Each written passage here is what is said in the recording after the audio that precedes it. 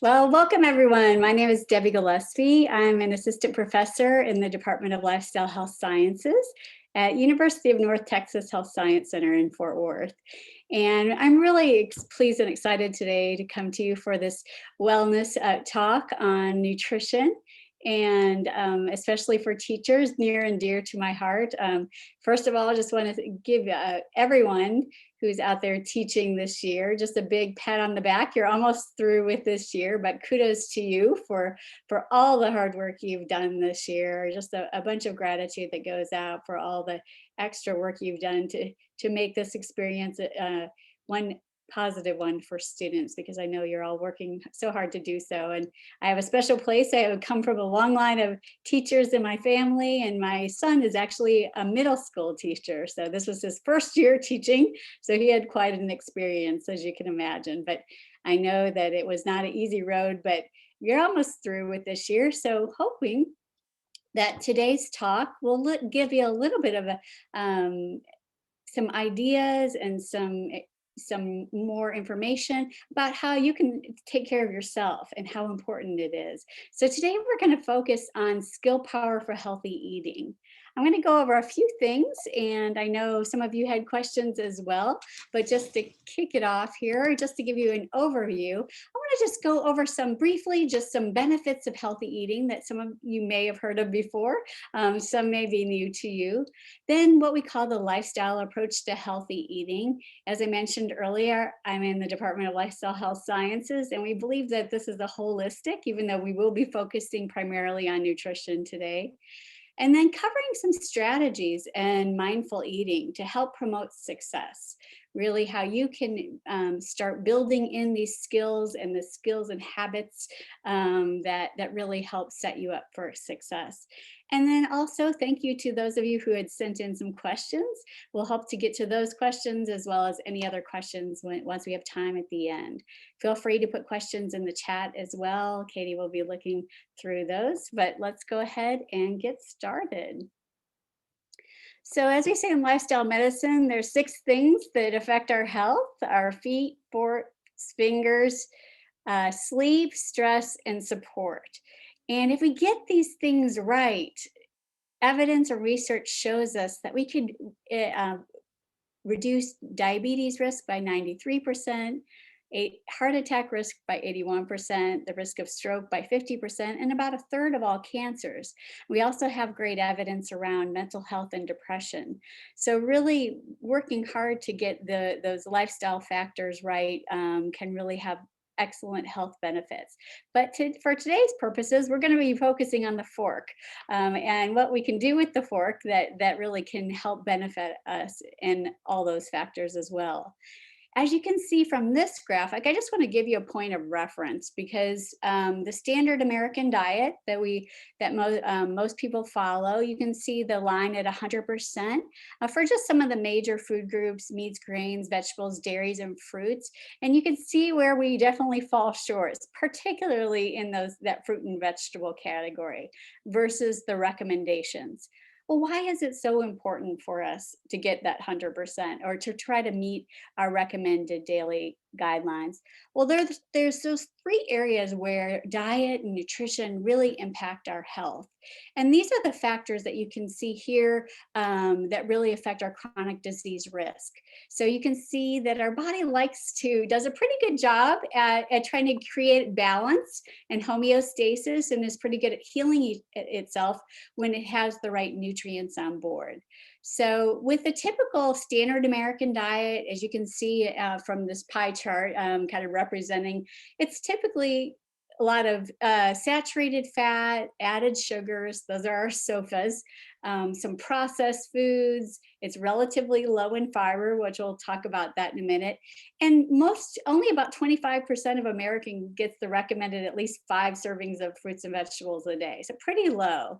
So the 3 areas that we look at as far as it affecting our health are inflammation. We know inflammation is kind of the foundation of many of our chronic diseases. Our oxidative stress, kind of how our body responds and heals our cells.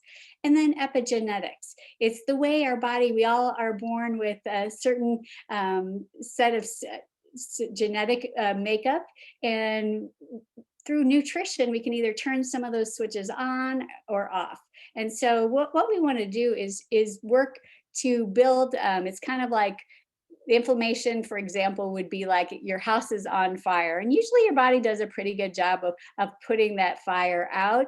Um, the first step would be for oxidative stress. It's kind of like when you have a party and you put the all the debris and bottles out to the recycling, in the recycling bin, so your body's kind of doing that. And then epigenetics is kind of like when you have this type of diet that's kind of high in sugar, high in processed foods, it's kind of like activating the house rowdies. So like I mentioned, kind of turning up those rowdy switches and turning down some of the good switches.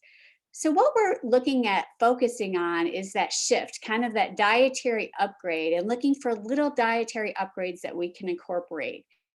And that's through what we call the whole food, kind of more of a plant strong diet. So higher in fiber, getting plenty of fruits and vegetables, meaning like 7 to 11 servings of fruits and vegetables, and focusing on healthy fats. So when we do that, we actually can upgrade our body's processes. So it's like putting out that inflammation with a fire hose versus a teacup, which what we do with the standard American diet.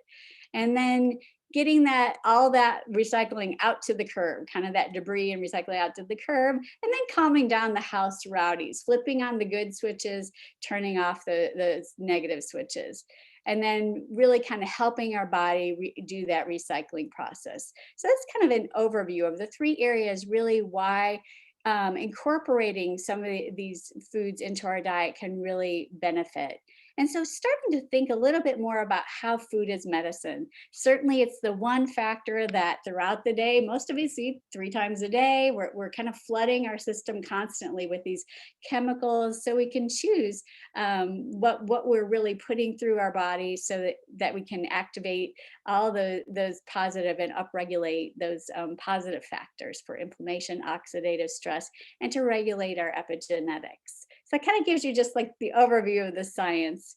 Pretty much the benefits, many of these you probably have heard of before, but just wanted to kind of reiterate to make sure that it does affect your mind and your gut. It's not just kind of going through, as I mentioned, the foods that they break down, and depending on the makeup of what we eat, really can impact our gut health, our mental health. It'll help us tolerate stress better, and also help control weight. Some other factors that are the benefits are that hopefully can help you be more productive. If you're eating quality food that's high fiber, typically people eat less. And then if you're picking good quality food, that it will actually taste better. And your taste buds do get enhanced by that extra flavor. So they're pretty good at adapting to what you deliver to them. And then one of the other areas, some of the benefits of cooking and choosing those good quality foods are that you'll find that you age better, that it has to do with that oxidative stress, and incorporating many of those connecting factors, like you saw in the beginning slide, with connecting and eating together. So hopefully all those are positive benefits. And then the last one I just kind of want to cover is that if you do some cooking at home, actually it is a health and financial savings. So not only financially, but also for your health savings as well, because you're investing in yourself as far as reducing your disease risk that we talked about in the beginning.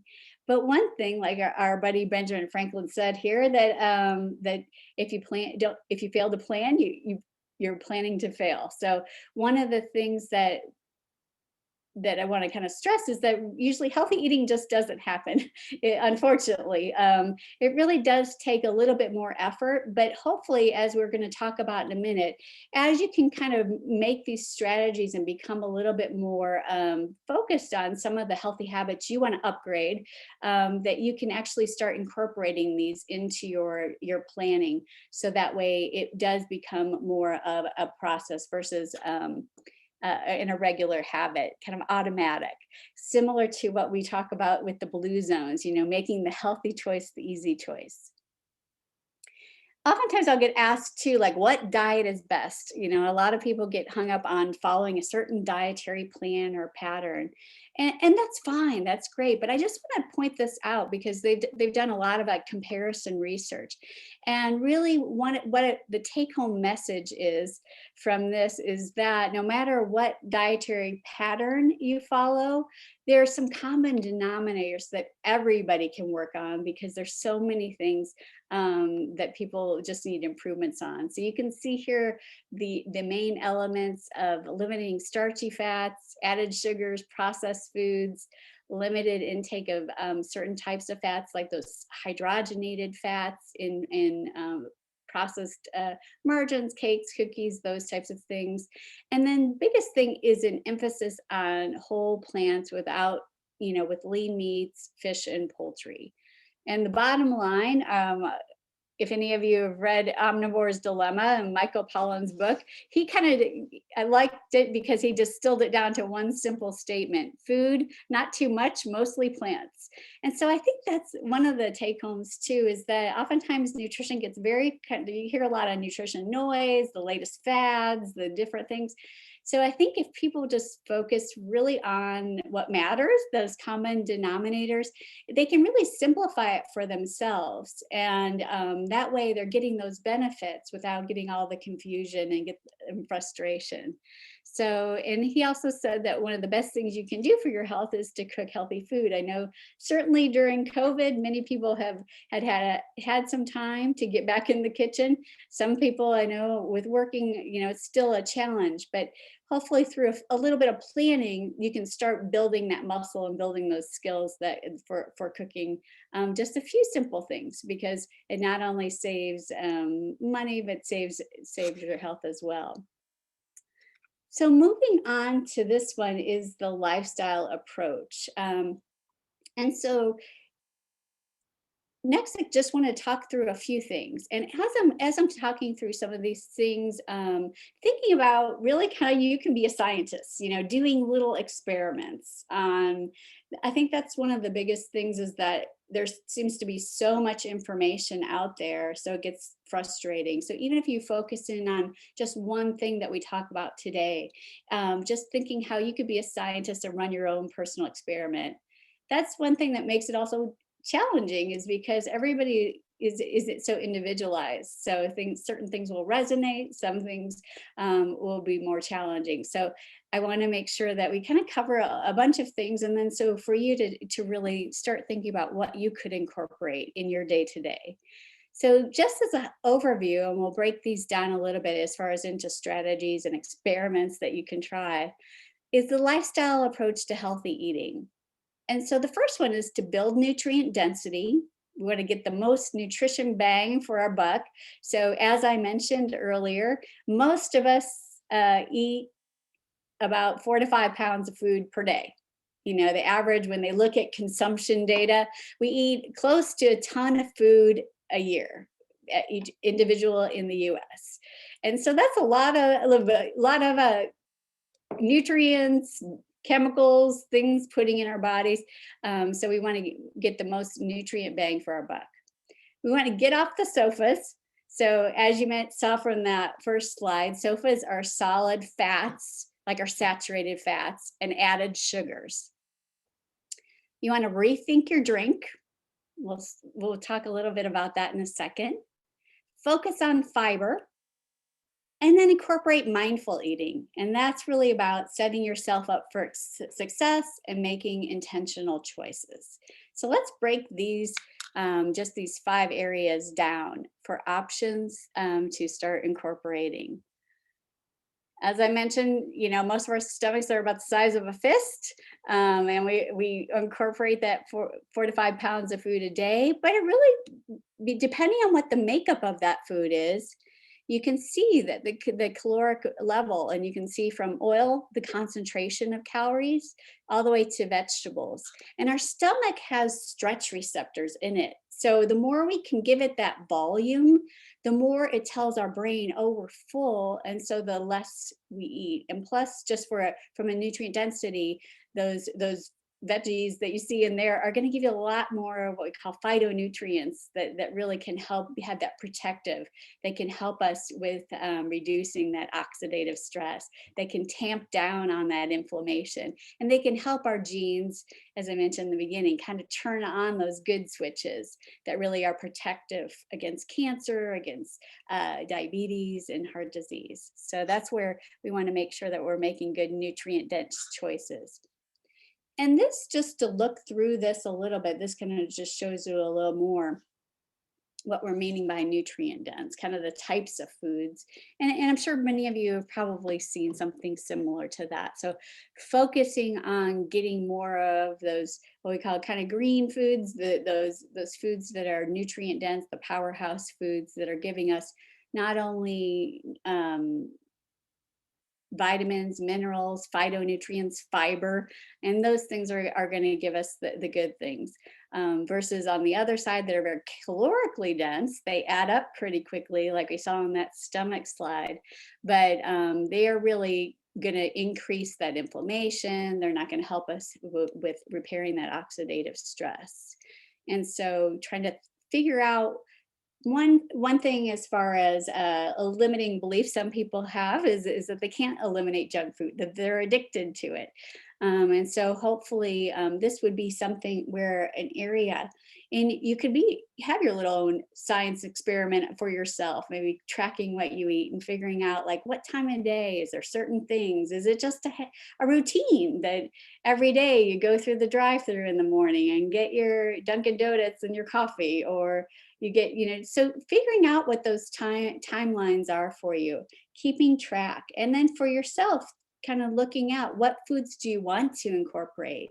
And that's one of my biggest take home messages, because a lot of people are missing out on some of the good stuff that we need. So picking a few things that are really nutrient dense. So for example, incorporating something, a fruit or vegetable at every meal. So making that kind of a little experiment, seeing how that goes. Putting in some extra fiber, whole grains, switching from white pasta to whole grain pasta. So those are little ways that you can start creating little kind of experiments for yourself, or kind of trying these things on to upgrade your diets. So those are some of the kind of some examples. So thinking about, really, just because we know of the impact that good food has on our body, so thinking more about quality, not quantity, and serving yourself, kind of adjusting. A lot of us, need to do an eyeball adjustment too, because sometimes our eyes are bigger than our stomach. You've heard that phrase before, and that's really kind of true when you're thinking, that our size of a fist. And so this works pretty well for most people, kind of using your own palm as your own measuring cup. So trying to have like a full open handful of veggies at your meals. If you're keeping protein, keeping that to the size of your palm, trying to get 2 fists worth of fruits every day. So those kind of give you some ideas as far as incorporating the portion size. And thinking about too, one thing, we always you see the plate, like thinking about half of your plate as vegetables or non-starchy vegetables. So that way, that's a good way to load up on those phytonutrients and those foods that we're oftentimes missing out on, as well as fiber. So one of the other factors was rethink your drink. This is one area, and you may consider for yourself, this would be another experiment, because here we have orange juice in a beer, so that might not be you, but thinking through maybe where you're getting your calories. Liquid calories add up pretty quickly. So Starbucks Frappuccino, or Coke or Mountain Dew at lunch, those types of things. So they oftentimes add up pretty quickly, and because they're liquid, they don't necessarily register with our brain as filling. So definitely making sure, you can see here, this kind of just gives you an example, just these small glasses of orange juice, like the equivalent to 32 ounces, and a beer is about 468 or 564 calories per day. And so that would be, you'd have to walk 70 minutes to burn those calories. So making sure that you're really thinking about what you rethinking that drink, because the liquid calories do add up quickly and they don't really usually give you much nutrients for the calorie level. So what they'd fall in that energy dense category, not the nutrient dense category. And this one is probably one of the most important because so many Americans miss out, is focusing on fiber. If you're going to do anything, this is one area that I highly recommend, because when you're focusing on fiber, like we saw from that stomach picture, we fill ourselves up with that high quality food that gives us fiber, keeps us fuller longer, helps us regulate our blood sugar. And as you can see, the recommended here is just a ballpark. For women, it's around 25 grams per day, men 38 grams per day. So that might be another experiment you could do, is just track your fiber intake for a couple days, see where you are. Most Americans get less than 14. So for most people, this is an area that they could use improvement on. And there's different types of fiber. So you can see here too, the soluble fiber, that's what helps if you have high cholesterol or pre-diabetic or have blood sugar control issues. The soluble fiber really helps with that. So beans and legumes, at apple, the kind of the gummy fiber in oats and applesauce, that's a great type of fiber to really consider incorporating. And then the other type of fiber is kind of the non-digestible fiber, which we call roughage. It kind of acts like a sponge and kind of brushes through your intestines and helps you keep you regular. And it really just helps fill you up. So incorporating fiber with each meal and breakfast, that really can, every meal too, that can really help with weight control. It can help, as we mentioned, with glucose control, cholesterol lowering, and keeps you fuller longer, keeps satiety. So you don't have those crash and burn moments during the middle of the day. And so thinking really, how can you incorporate some fiber at every meal to help regulate and keep that blood sugar at even, because that's your energy. That's what that helps you handle stress better. It helps you think better, because our blood sugar is available for our brain. And so always incorporating fiber in each meal, and like thinking, where am I getting my fiber in each meal? That's a great experiment. So even in doing that, you can do that as a little self-experiment as well. And then the last one with the lifestyle approach to healthy eating is mindful eating. And so this really can enhance, I know some of you mentioned in the questions, and I certainly appreciate, as teachers, you barely have time especially during the school year, this can be very challenging, because you may only have a few minutes for your meal during the school day. But as much as possible, this is something to maybe start kind of getting almost a little self ritual or self care in trying to incorporate mindful eating. And the reason why is because this really can enhance your enjoyment of meals. You feel really present. It can reduce overeating when you're really paying attention.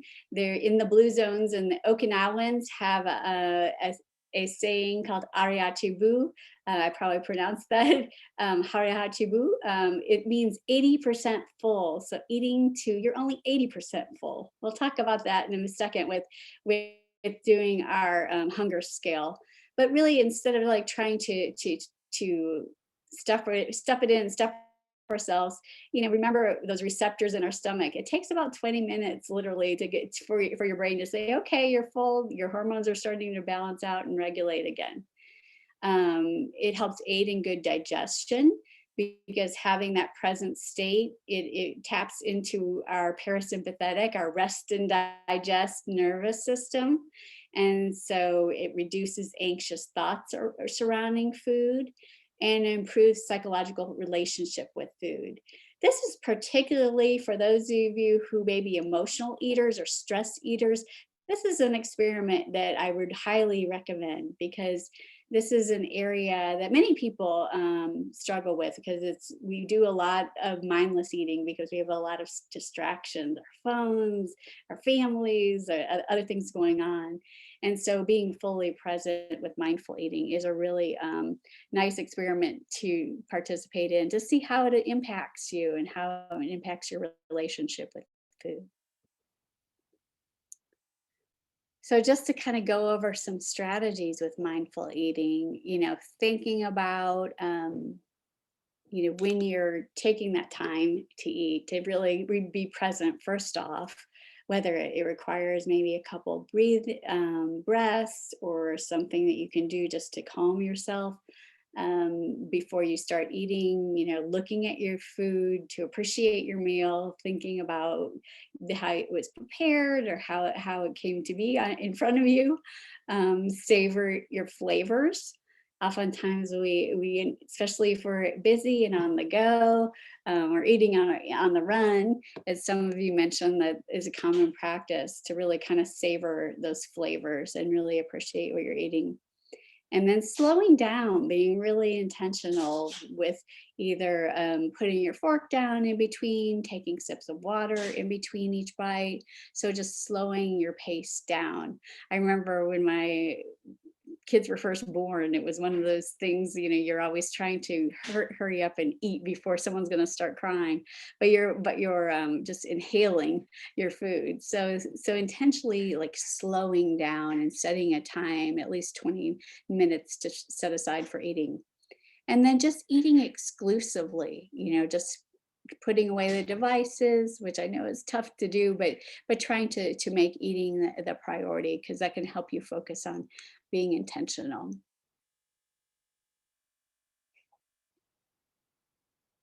One thing we usually recommend too, especially if this is another experiment that you could do, is to do kind of a week of hunger check-in. Check your hunger and your stress levels before eating and kind of put a number to them.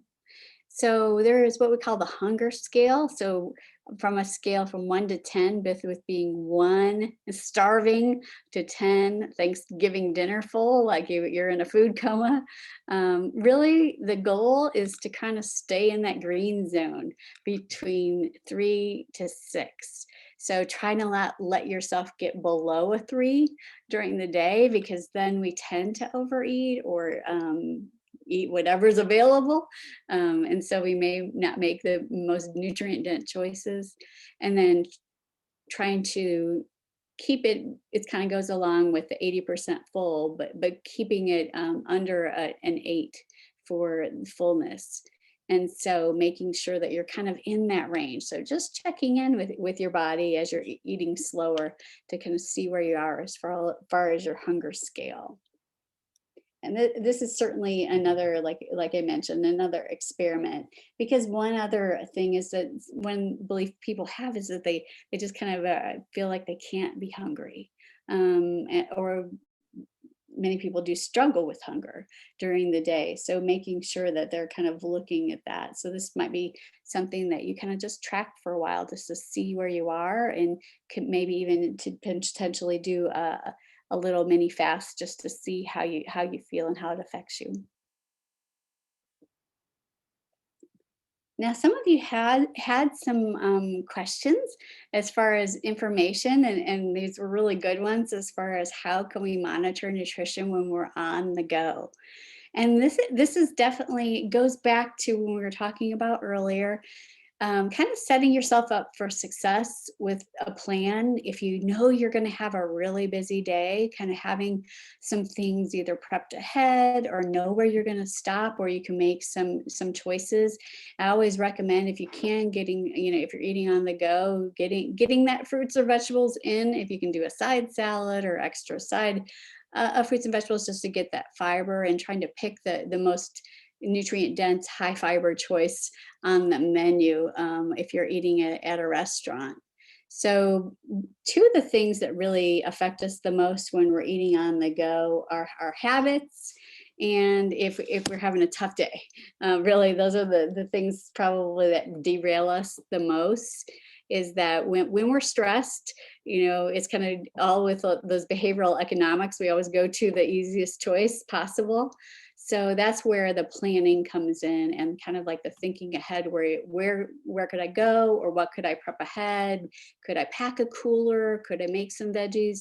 Because I know I'm going to have a meeting or class until this time, or a meeting right after work, but I'm going to be starving. What could I have?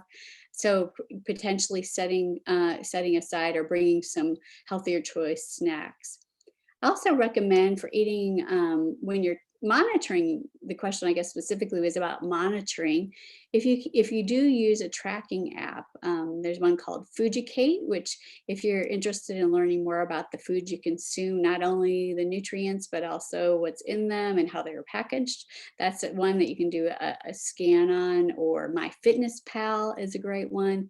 There's so many out there right now that really track and give you some good information. But when you're on the go, I typically say, and if you know you're on the go a lot, keep it simple. Keep it simple for yourself. Either can I have a standard 1 to 2 things for breakfast that you can go to, maybe have an easy lunch that you can go to all the time, whether it's a salad or a type of sandwich that you like, or something that you can meet, but making sure you're getting in those nutrient dense choices. And then the other one was with the roadblock around, having a tough day. If you know that that's going to be an issue, even having some things like in the freezer prepared, so you have it ready to go. I know I'm not always great at this, but if I've prepped a few things on the weekend, I know it just eases my stress level so much to know that something's kind of ready to go, to eat when I get home, or I can, only take a few minutes to prepare that. So there are plenty of like meal prep things on Pinterest, and those are a great source, I think, for information. Or there's several cookbooks too that can kind of help you get there with the prepping ahead. And once again, with planning, saves time, saves money, saves stress. So really just checking your calendar. These are kind of the checklist. Take inventory of what you have. Plan a few meals out, especially for those days that that's going to be crazy and on the go. Do your shopping. I always, now with COVID, so many people do this, but order their vegetables and fruits and foods online, because then that way you kind of have those just ready to pick up if you're someone that's really busy afterwards. I know Walmart and almost every grocery store has that service. Then do a little bit of prep when you have free time during the weekend, and then be flexible. So the second question we had was, is it true that you are not supposed to eat after a certain time in the evening, or is that just a myth? That's also a great question. And one of the things with this is that as I mentioned earlier, we have what we call our rest and digest, that system that's keeps our body in check, run by our parasympathetic nervous system. And so just a few takeaways as far as helping that system run as best as possible, that you can get a good night's sleep. And so that means, as far as eliminating caffeinated beverages after 2 p.m. Now, some people are fast metabolizers of caffeine, but typically it stays in your system for about 8 hours. And so we want to make sure that you're getting it out of your system before you have a bedtime. Alcohol, try to eliminate alcohol 3 hours before bedtime. A lot of people think that it's because it's relaxing, it's a depressant, but actually it does mess up your REM sleep. And so people don't get that full rest. And we know that having a good night's sleep not only good for our mental health, but also it helps regulate your appetite as well. When we don't get enough sleep, don't get enough, at least 6 hours of sleep, we tend to eat more. It upregulates our hunger hormones.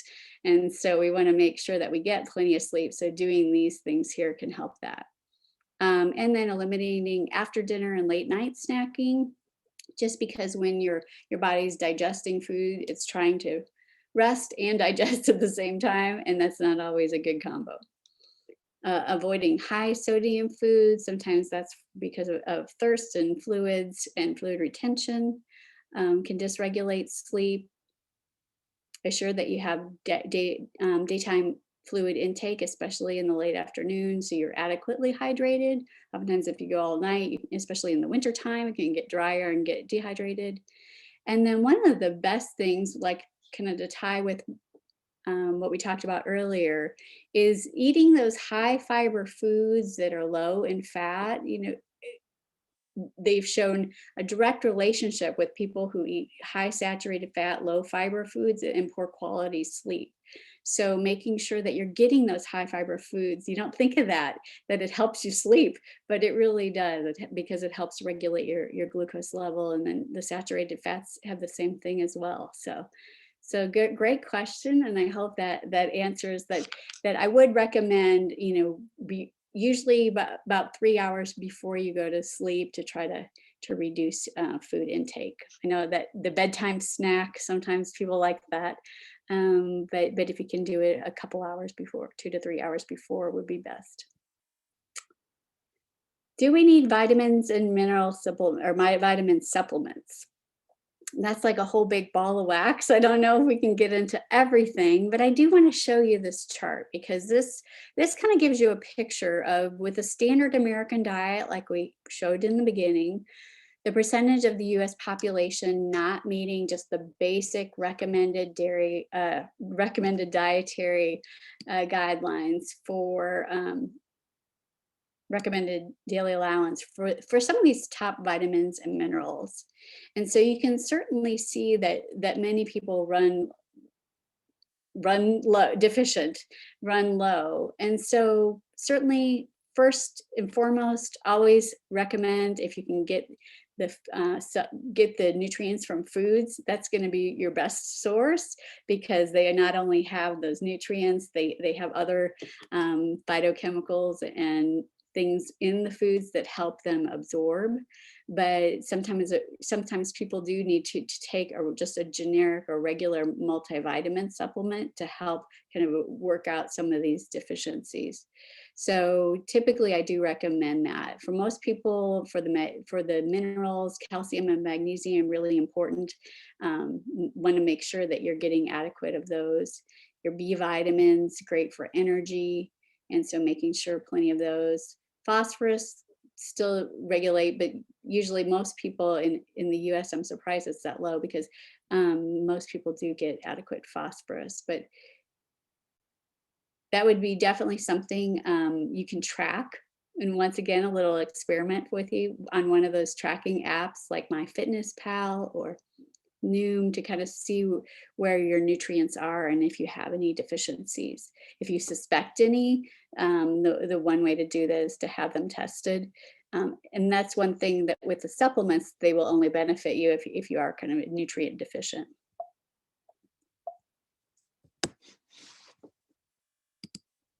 All right, and here are some other resources to kind of track that if you want to do an experiment on your nutrients.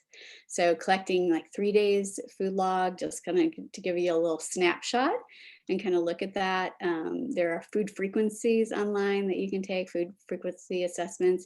Some of the tracking apps that I mentioned earlier are decent and good for that. And then compare them to, then you can see what your intake is and then compare that to dietary guidelines for Americans, My Plate, or other food frequencies or dietary patterns.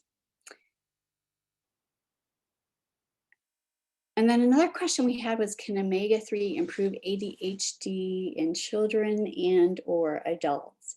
And this is an area, it's a great question, and we're still looking for the answers for that.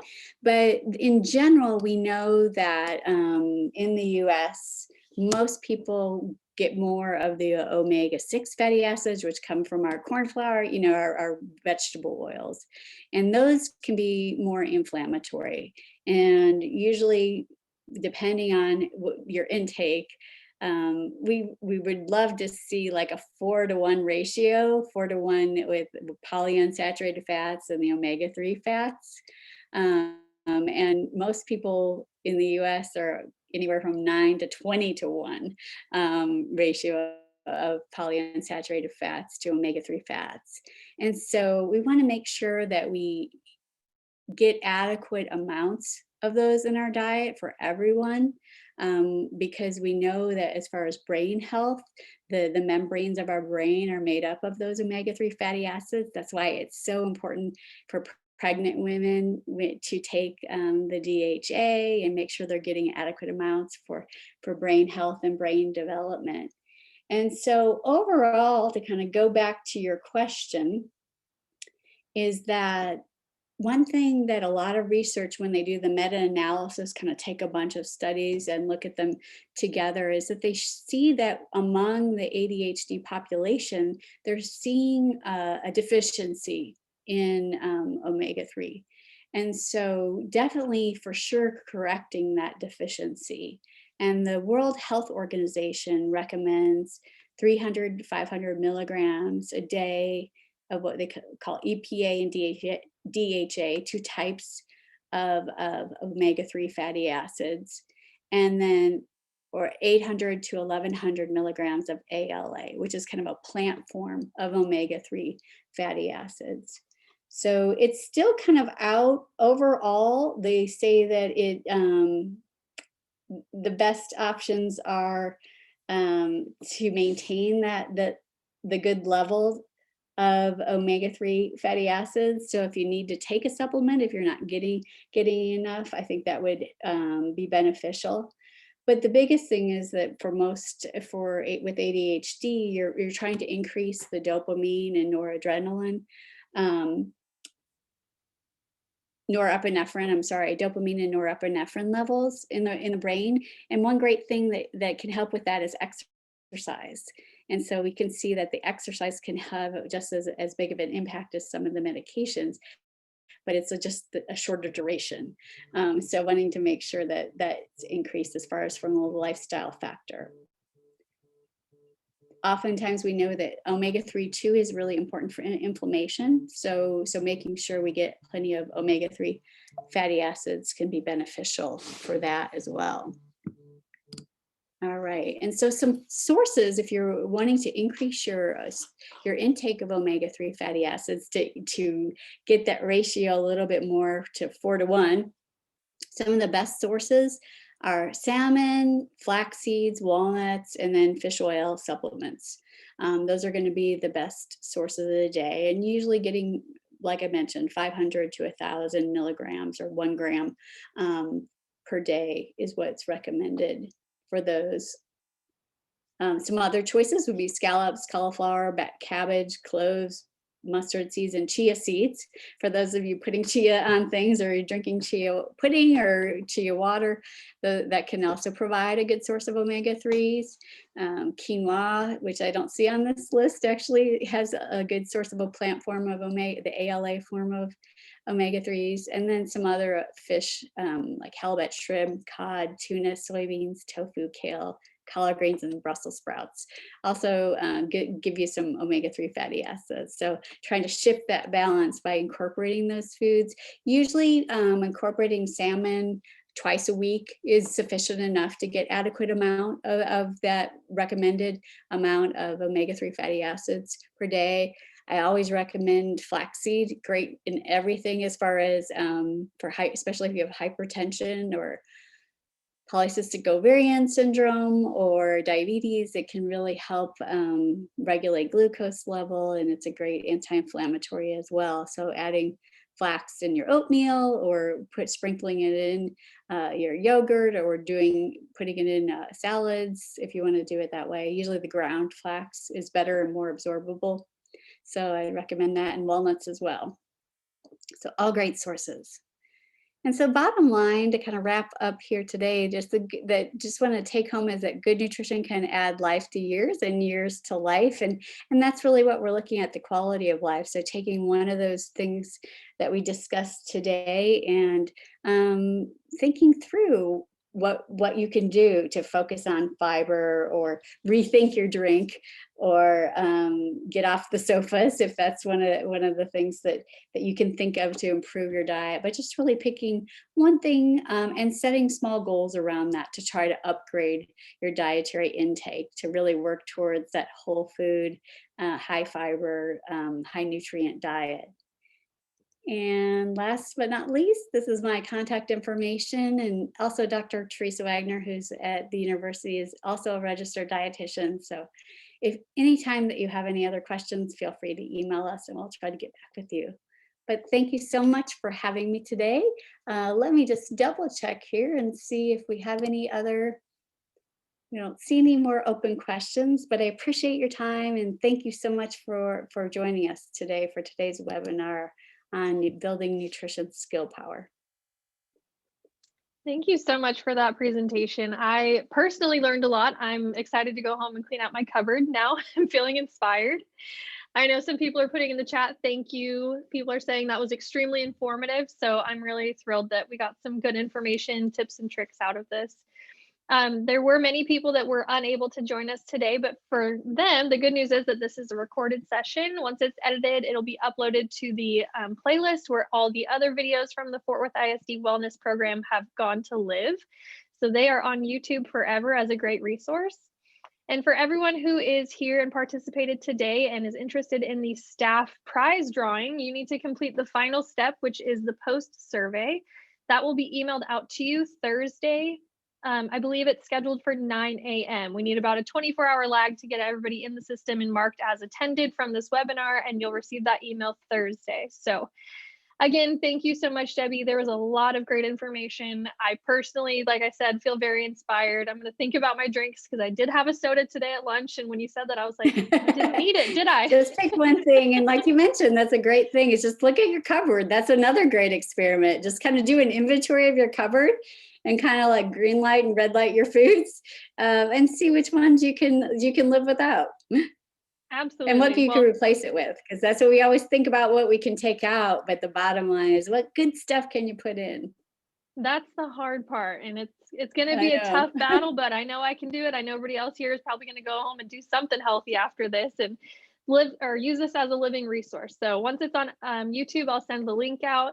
If everybody has any other questions, feel free to email Debbie or myself and we'll get it to the right place because we just want to be a helpful resource. So thank you again for the presentation, and we will see everybody.